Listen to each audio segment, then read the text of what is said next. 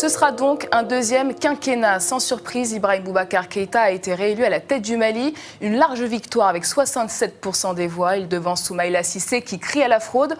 L'opposant promet d'user de toutes les voies démocratiques pour contester les résultats. Ambiance dans les QG de campagne avec Kaourou Magassa, Harouna Sissoko et Laure de Matos. Le suspense n'était pas réellement au rendez-vous ce jeudi matin au QG de campagne du président sortant.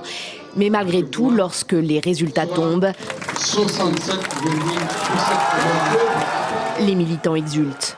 Ibrahim Boubacar Keïta est reconduit à la tête du Mali et pour ses proches, ce n'est que la reconnaissance du travail accompli.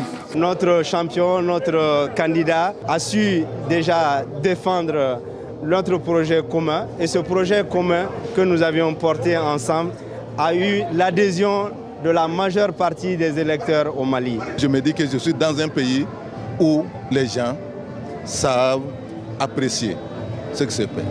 Et donc aujourd'hui, ce plébiscite-là crée pour nous, qui travaillons avec le président Ibrahim Boubacar Keïta, de nouveaux défis.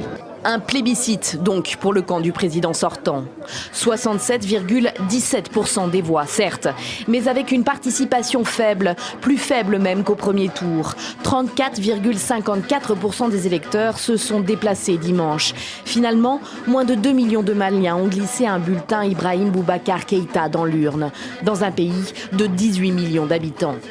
Et pour l'opposition, en plus, les fraudes ont été nombreuses. Les partisans de Soumaïla Cissé accusent le coup. Ils veulent croire que tout n'est pas terminé.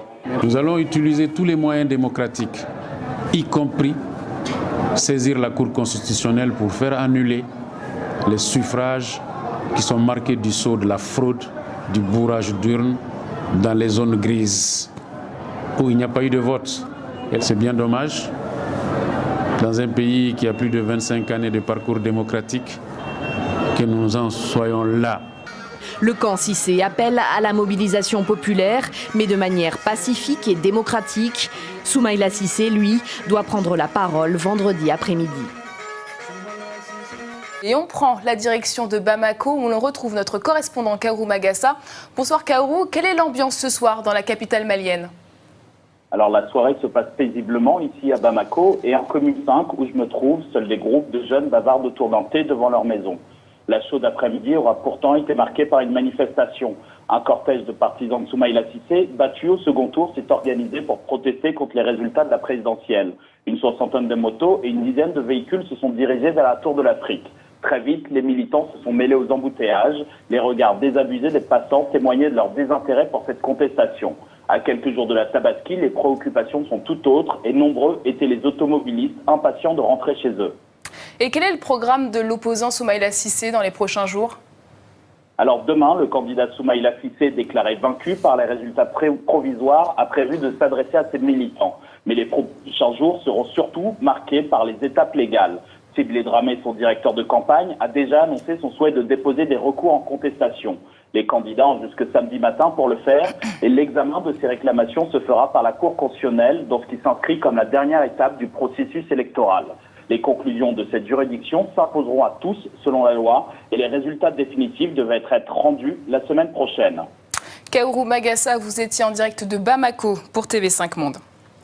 Ibrahim Boubacar Keïta est donc le vainqueur de ce second tour. Le président sortant repart pour un deuxième mandat. 5 ans après son accession au pouvoir, on est loin du plébiscite de 2013. Qui est l'homme que ses partisans appellent Bois le Vieux? Retour en images sur les temps forts de sa présidence avec Karine Barzegar. Le 28 mai dernier, Ibrahim Boubacar Keïta se représente. Tout au long de ma mission, je n'ai pris en compte que l'intérêt supérieur de notre pays. Je puis aujourd'hui, sans forfanterie aucune, me réjouir des acquis de ces 5 dernières années. Le mandat arrive à son terme, la mission a été accomplie. Le président malien a-t-il accompli sa mission? 5 ans de mandat et pourtant, le centre et le nord du Mali échappent toujours à son contrôle.